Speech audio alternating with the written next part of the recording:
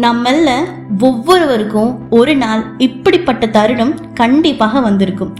உணர்ச்சிகள் நம்மை ஆளும் தருணம்.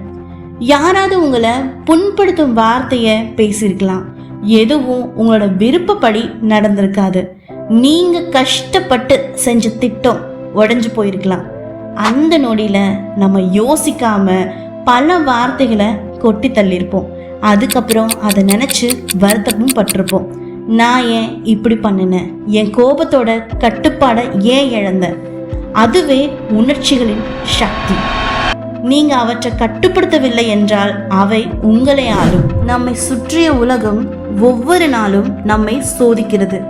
போக்குவரத்து, அழுத்தம், குடும்பம், வேலை, எதிர்பார்ப்புகள் எல்லாமே நம்மை சண்டையிடச் செய்யும். ஆனால் உண்மை என்னவென்றால் நீங்கள் உலகத்தை கட்டுப்படுத்தவே முடியாது. ஆனால் உங்கள் உள்ளுலகத்தை கட்டுப்படுத்த முடியும். அதுதான் உணர்ச்சி ஆளுமை, இமோஷனல் மாஸ்டரி.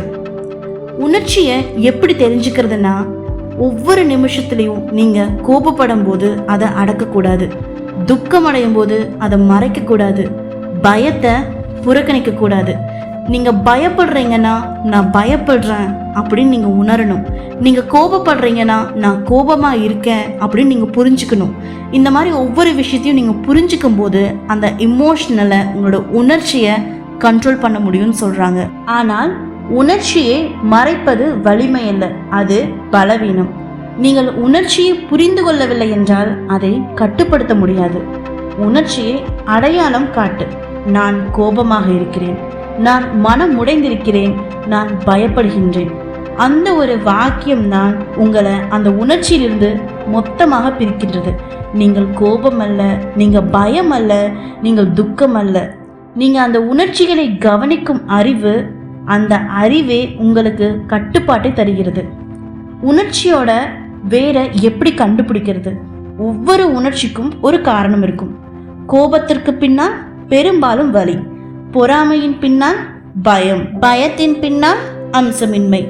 யாராவது உங்களை தூண்டினால் அது அவர்களின் செயல் மட்டுமல்ல, அது உங்கள் கடந்த கால அனுபவத்தையும் கிளறுகிறது.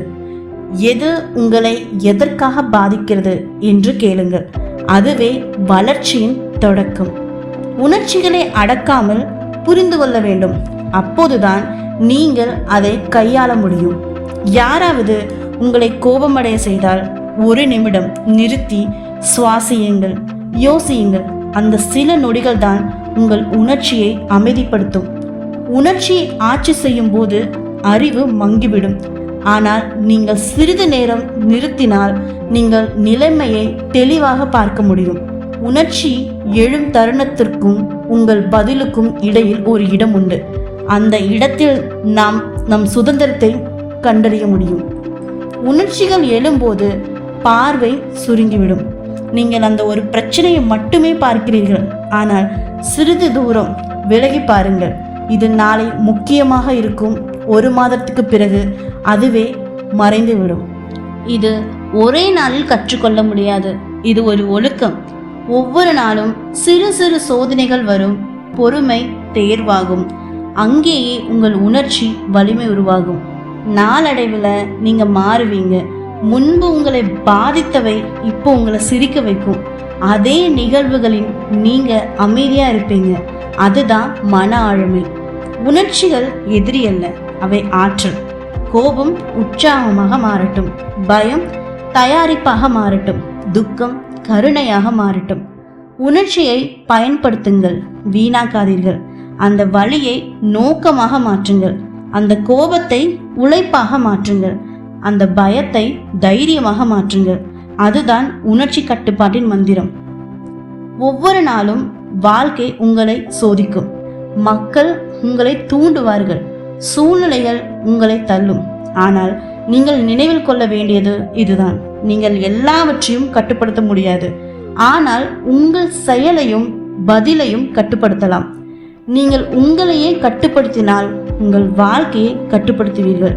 உங்கள் உணர்ச்சிகளை நீங்கள் தெளிவாக நடத்தினால் அவைகள் உங்களை நடத்த விடாது. உணர்ச்சிகளை கட்டுப்படுத்துங்கள், இல்லையெனில் அவை உங்களை கட்டுப்படுத்தும்.